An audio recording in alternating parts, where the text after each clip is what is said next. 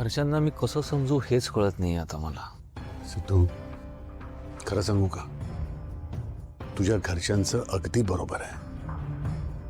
असं काय बघतोयस तू सिद्धू? तू मुलगा आहेस त्यांचा, त्यामुळे सगळ्यात आधी ते तुझाच विचार करणार ना. त्यांनी तुझ्या बायकोच्या माहेरी काय चाललंय, इथे काय परिस्थिती आहे याचा विचार करण्याची अपेक्षा तरी कशी करायची. म्हणून म्हणतोय तू तुझ्या आईवडिलांचं ऐक. काही काय बोलताय काका? हो, घरात अशी परिस्थिती असताना आम्ही बाहेर फिरायचा वगैरे कसा काय विचार करू? सिद्धू, अरे कधी कधी एखाद्या गोष्टीतून सावरण्यासाठी बदल गरजेचा असतो.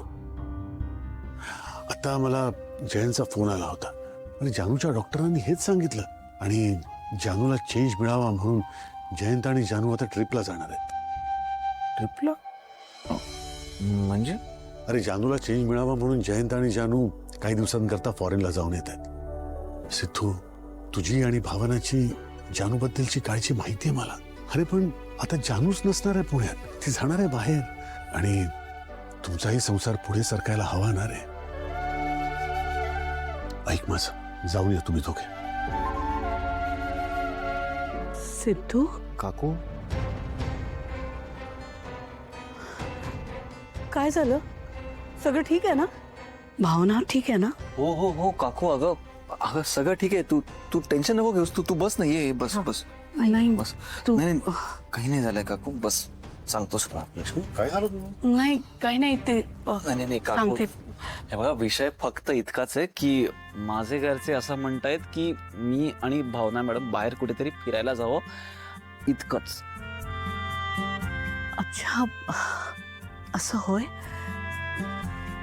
मग चांगलं आहे की ऐका तुम्ही दोघं त्यांचं आणि जाऊन या. काय बोलताय हो तुम्ही काकू? म्हणजे खरं सांगू तर आमच्या मनात नाही आहे, म्हणजे परिस्थिती काय, आणि आम्ही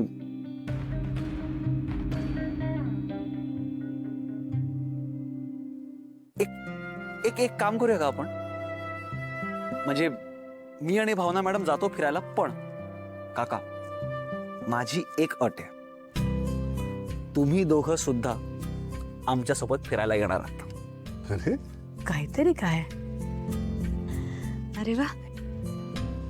नाही म्हणजे मला कळतंय मायेनेच म्हणतोयस, पण परिस्थिती पाहतोयस ना, अशात आम्ही कुठे. एक्झॅक्टली काकू, म्हणजे प्रसंग नाहीच आहे तसा, पण याच प्रसंगातून आपल्याला काहीतरी मार्ग काढावाच लागणार आहे ना. तर जयंत आणि जान्हवी सुद्धा फॉरेनला चाललेत. डॉक्टरांनी त्यांना सांगितलंय, म्हणजे काकांना कॉल आला होता मगाशी, तेच बोलले मला.